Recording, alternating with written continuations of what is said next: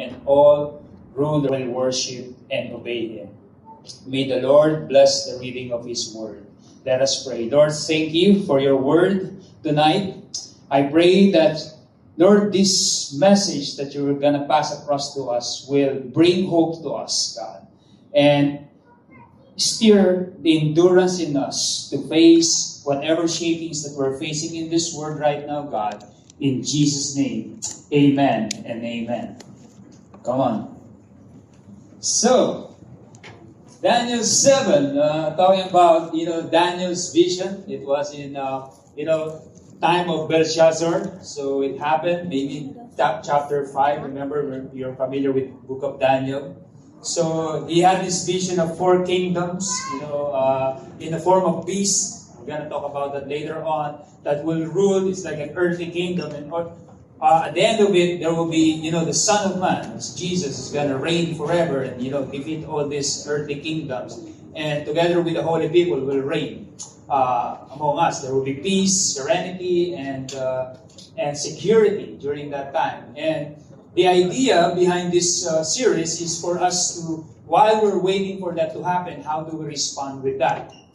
In order for me to actually go to Daniel 7, so I don't want to really somehow, in a way, make it easier for everybody to absorb it, I'm going to frame this in kind of like a Paulinian approach. When you look at the episode of Paul, they will always talk about the doctrine, the foundation, and on the second part, we'll always talk about practical application.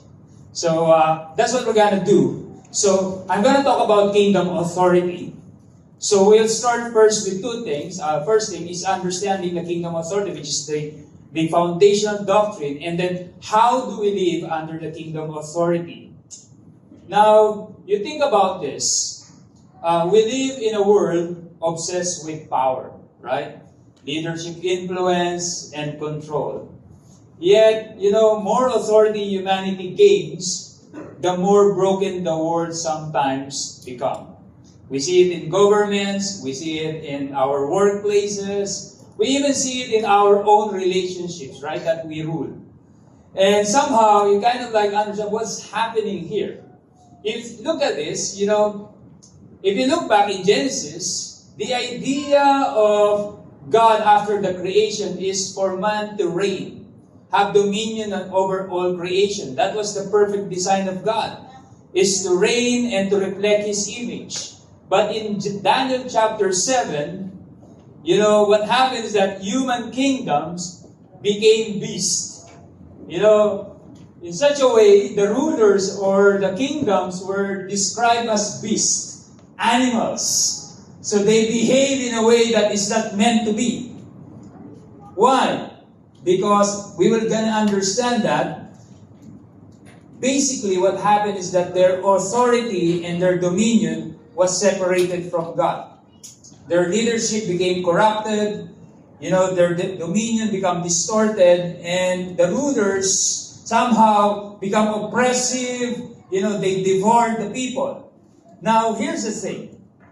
If you think about the design of God for us to rule over, all His creation, the issue, therefore, is not authority itself, but authority being exercised apart from the true King. I remember when, I was in the corporate world, I still don't know Jesus, I feel like everything that I do, everything that I govern is because of my own, achievements. I always see that people are instruments for me to achieve my goals. Because if I press them, and if I, maximize them, and I scrutinize everything that they do, and I'm so, really, really hard boss, I'll be able to deliver, not because we want to achieve something, it's because I want something to present to my boss and say, we have delivered this. So I have a good bonus. So that's the thing. It's like, this is what happened, became like a beast. Now, the elephant perhaps in the room that we may be asking is, what happens when human dominion and authority are detached from or even against God? So I'll quickly look at 4 truths about the kingdom authority because this is very important before we get into how do we live it. The first one is that kingdom authority submits to God. Remember, the four beasts that I have described. If you look at this, there's based on the commentary, these are, representing the kingdom of Babylon, the Medo-Persians, and then the Greece, and then eventually Rome, and then until the end of times.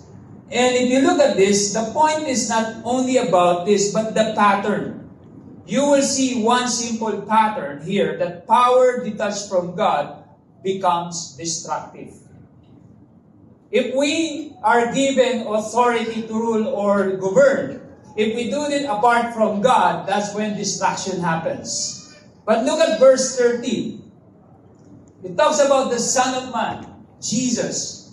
There before was one like Son of Man. Daniel was seeing it, coming with clouds of heaven, representing the deity of Jesus. He approached the Ancients of Days, referring to God.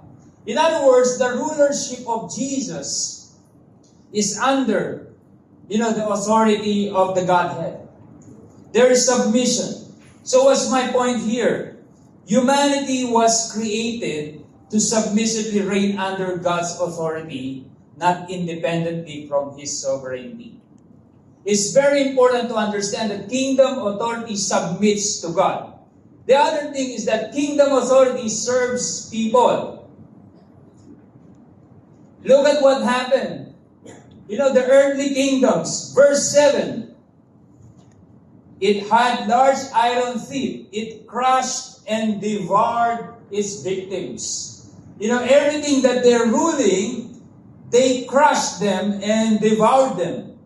Was waging war against the holy people of God. They will speak even against the Most High and oppress His holy people. Imagine that. The greatest design of God in terms of rulership on dominion was not supposed to be like this. They're not supposed to be oppressive. They're not supposed to destroy, and yet they do that. Remember Jesus, when He was talking in Matthew 20:26, He said, the Son of Man did not come to be served, but to serve and to give His life as a ransom for many. Kingdom authority serves people. Here's the truth. Kingdom authority is to serve and save people, not use and abuse them. I want us to take a pause here because I want us to reflect on this. Most of us may never rule a nation or nations, right? But we exercise authority every day. Every day. Maybe at home, at work, even in ministry, and even in relationships. Tonight, if we do have that, and we are, let us have this posture to serve and not to use and abuse the people under us. That is what kingdom authority is. The other one is kingdom authority seeks to glorify God. What happened here, if you look at these four beasts, there's one, the fourth beast, even, trying to, say against the Son of Man. Even this one was trying to, point all the, the achievements, self-centeredness, and so on and so forth. I remember back in the day, again, I'll tell you this story, when I don't have Jesus in my life, it's always about, I did this. It's always about, these are all my accomplishments, not my team's accomplishments. When I present my deck, it's always about me. But kingdom authority seeks to glorify God. And I thank Jesus, because when the gospel was shared to me, it changed it, 180 degrees. It's all about giving glory to God. I remember back in the day, it was, I don't know about you, I think you can relate to this, right? You must be in a position where you feel it's very difficult every day to come to office. You have all the challenges. I kind of like God give me this rhythm every day. When I'm passing by the last corner before I hit my parking, I always say a simple prayer. I always say, Lord, I thank you because of all people, you have given me the privilege to sit on this seat. And therefore today, God, whatever it is, may I be able to give glory to you. Every day. Maybe 365 days, maybe 364 days I wasn't able to give glory, but at least once. But this is something that, is something that is very real in terms of kingdom authority. Because kingdom authority points people to the glory of God, not the glory of the self. And then finally, kingdom authority stays forever, eternal. Look at verse 14. He was given authority, glory, and sovereign power. All nations and peoples of every language worship Him. His dominion is an everlasting dominion that will not pass away, and His kingdom is one that will be never destroyed. Amazing. Earthly kingdoms rise and fall, but God's kingdom remains because it is everlasting. Say this again. Earthly kingdoms rise and fall, but God's kingdom is everlasting. We always have that desire, should have this desire to leave a mark wherever God has placed us to rule or reign. So I says, kingdom authority submits to God's authority, serves people, glorifies God, is everlasting. But Daniel 7 is not merely meant to explain the kingdom. And this is where it becomes practical now. It is meant to strengthen the saints like us, living under them. I like this quotation. I don't know who actually was this attributed to. I came across this one. It says, our view of tomorrow determines how we live today. In other words, if we know, what's going to happen, there's certainty that eventually the kingdom of God will rule and reign towards the end, then I will be fine. I remember the story when we were young. Meron kaming, my mom always goes once a week to their ancestral home. It's called Bukid. Back in the Philippines, called it Bukid. So my mom will always go to the Bukid, and then in the afternoon, we will be left there together with my siblings. Although we know that she will come back at nighttime, we were not able to do the chores and not able to enjoy playing because what we're always thinking about is, kailan uuwi si nanay? What time my mom will always come home? The point is, I'm trying to say here why I'm saying this. Because sometimes, even we know that it's certain that my mom is going back home, we miss to enjoy and do the chores that we're supposed to do because our eyes are fixated on the idea, will she come back home again? Or what time she will come back home? Although we know that she will, indeed. But we are so fixated by the fact that, baka hindi umuwi si nanay, ano kayang gagawin natin? So we miss to enjoy the time that we can play, at the same time, the chores that our parents have given to us. So what's my point? In the same manner with us, if we know that we're always thinking about, when will the kingdom be restored by Jesus? We miss to live the moment. And that's why I want to offer 3 things on how, then we should live as God's people during this time. The first one, and this is going to be practical now, live confidently that heaven rules. Say this with me, confidently. Look at this, verse 9 and 10. As I looked, thrones were set in place, and the Ancient of Days took his seat. And here in verse 10, the later part, the court was seated and the books were opened. In other words, there's a certainty that God is sitting on the throne. That no matter what shaking happens on this world, He is never moved. You know, when someone is sitting, that means it's done. You're confident. Have you ever experienced that? That, you know, you're doing a chore at home. Maybe you're cooking in the kitchen, and then when you finish it, you know, you go to your sala, you know, sit down there and watch the TV.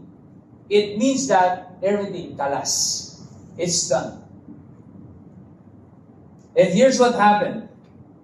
You know, sometimes, because of the wars that we hear, the bombings, the war, the economic crisis and everything, we kind of like ask ourselves, is God absent in our situation?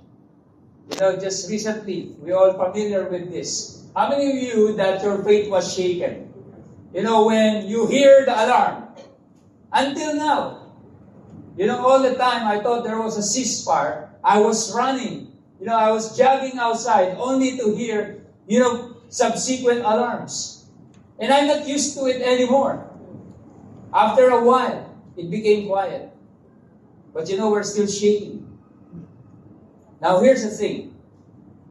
You know, if we know that our God in His throne is not moved at all, and He's in control and He's sovereign, that whatever is happening in our lives right now is part of the plan that He has in His mind, that gives us the confidence to continue. And therefore, I say this to all of us, we can confidently face the shakings of earthly kingdoms because the throne of heaven never moves. Thrones are set in place. God is sovereign and is in control. We may not know all the reasons, but we are sure that God is sovereignly working out His plans. You know, we can, you know, sit back and relax. I know it's not easy. It does happen to me, to you and I. Would you imagine not only that we experienced COVID, we also experienced war. We hear the bombs. We heard, you know, stories. It's real, shaking us. We feel the repercussions. You know, I don't know about you. How many of you love bananas? You know, before when you go to Lulu or to Carrefour, Nanay Nenchi, you only grab this, it's only 5 dirhams. Now it's 14, right. Now every time I run, I said, I'm just gonna get the small bite. You think about this, I'm just exaggerating it, but the reality is that there's certain repercussions that happen because of this, and we are shaken. But because we know that our God is never moved, we can confidently sit back and relax. So how do we live? We need to live confidently that heaven still rules. Number 2, we need to live faithfully while waiting in hope. You know, I touched upon this earlier, right? You know, the certainty that we know the ending already. That is the hope that we should be always clinging into. You know, yesterday, because Michelle and I were talking about, I don't know about you, you're familiar with Kobe Bryant? So unfortunately, my wife is, you know, not a big basketball fan. But we were talking about Kobe Bryant. He said, you know, I want to listen to what happened to him and how does he play basketball. So I was scrolling in YouTube. One of the games that we saw was his game against Dallas Mavericks in 2002. We know, and I know that they won that, but they were behind by 27 points in the fourth quarter. How many of you know that that's impossible? If that is happening right now, I will switch off the TV and maybe do something else. But because I know that Lakers won, I actually watched the game again. And I showed to Michelle how great Kobe Bryant was. They were able to turn things around and won the game by 2 points. Because I know the ending, I was able to sit down and relax and enjoy it because I have the hope of certainty that Lakers have won that game. What's my point? In the same manner in our life, with the shakings that happens, we can still faithfully, wait in hope. Look at verse 7, 18, 27, and 8. It says, but the holy people of the Most High will receive the kingdom. We will receive the kingdom and will possess it forever. Amazing, isn't it? The holy people will what? Receive the kingdom and will possess it forever. Yes, forever and ever. Then, the sovereignty, power, and greatness of all kingdoms under heaven will be handed over to the holy people of the Most High. How many of you agree that the Word of God is true? That God is not a man that He will lie. If He says that it will be received by you and I, that it will be handed to all of us, then that's true. And that's something that we can cling into as hope. The problem is, when we are shaken, we always run to a lot of, conjectures, predictions. And speaking of prediction, this guy, Professor, Jay, how many of you are familiar with this guy? He became famous because, he was able to predict that the U.S. president will win the election, that there will be a war between U.S. and Nigeria, you're shaking your hand, and that U.S. will lose. Because of that, he became famous. And the point I'm trying to say is, he became even the Chinese Nostradamus. Instead of us, listening to the Word of God, we get dragged to a lot of, I would say projections. I would say that this is like predictions and so on and so forth because of the social media and so on and so forth, because one or two things that he has said has happened, rather than to listening to what God has already promised to us. So what's my point? Our assignment is not to predict the future. Our assignment is to live a faith-based life, to be faithful in obeying God, to worship Him, and to stand as a witness for Jesus. We should never, I encourage, this is something that I encourage myself as well. To rather than, consuming my time predicting of what's going to happen in the future, because God already said this, we should live, faithfully following God, worshiping Him, and witnessing for Him while we're waiting for the King. Our role is not to predict when the kingdom will come in its fullness, but to live faithfully until it does. Finally, what we should be doing is live pleasingly to God wherever He has placed you. Daniel 7 verse 14 says, He was given authority, glory, sovereign power. All nations and peoples of every language worship Him. His dominion is an everlasting dominion that will not pass away. His kingdom is the one that will never be destroyed. Worship Him. Even in verse 10, there's the book of judgment. Think about this. God has placed us in a very unique position, whatever it is, to govern, to rule, no matter what. We need to make sure that we use that as an act of worship to God. There's a theologian who says the chief end of man is to glorify Him and enjoy His presence in fullness. That we should be doing. That when we stand before Jesus, we'll be able to say, Lord, these are the things that I have done. When you place me here in UAE or you move me to another location, I will continue to live pleasingly wherever you have placed me. Think about Daniel. Daniel was in a very interesting time at that time. They were even, moved to another nation, his home nation. was perjured. You know, but yet he resorted to worship. He remained faithful. So, in our case, we may not again rule a nation, but we do it in our family, office, business, ministry, or even in school. But even in suffering in ordinary life, I encourage everyone to glorify God. You know, don't complain where God has placed you, but rather look at it that this is an appointed time of God for me to glorify Him. Our main goal is to glorify God completely and enjoy Him fully wherever He has placed us.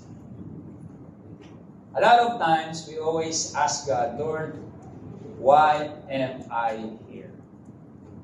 Lord, if there's a better working environment, please bring me there. Lord, if there's a better colleagues or better boss, I would prefer that. But tonight, God is reminding all of us that wherever God has placed you, use that moment to live fully, to glorify Him, and enjoy His goodness in His presence. As I land this message, I'll ask the worship team to join me here.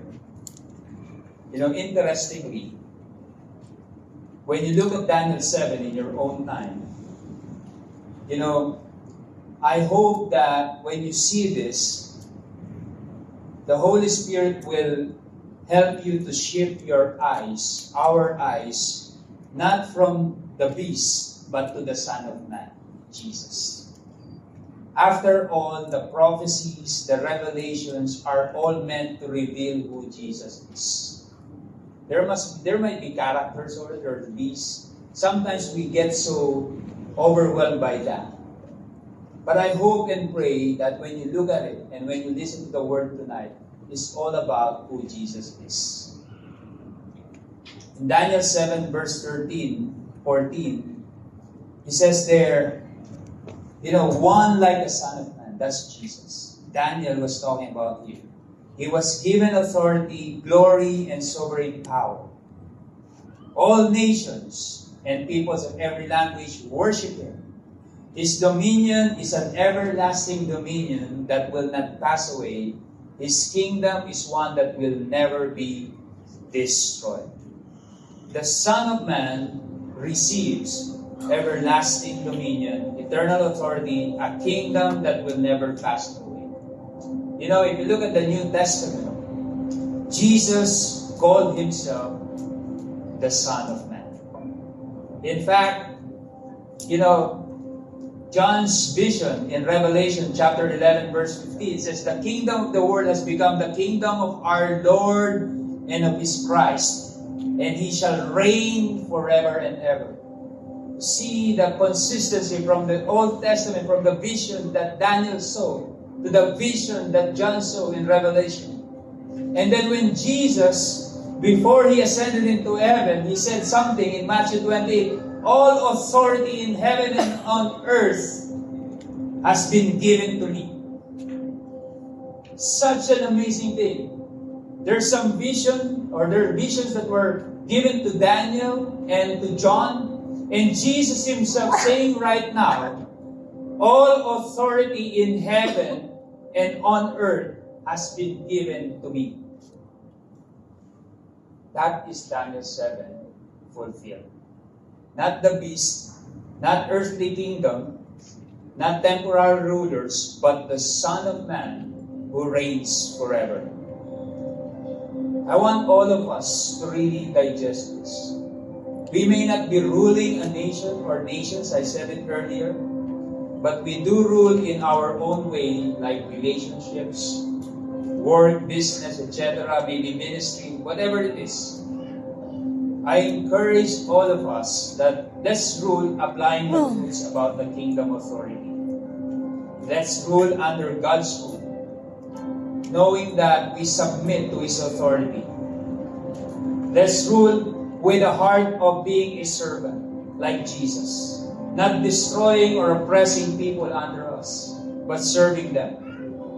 Serve by glorifying God, not ourselves. Serve with lasting impact to glorify God. Remember this, the fullness of God's kingdom is certain. When it comes in fullness, it's not our job to determine. So while we wait for the fullness of the kingdom, I encourage everyone to live confidently that heaven rules. Do not be moved by the shakings of this world, the suffering of this world. To live faithfully while waiting in hope. To be a witness, to be a faithful follower of Jesus. Disciple people. Live pleasingly to God wherever He has placed you.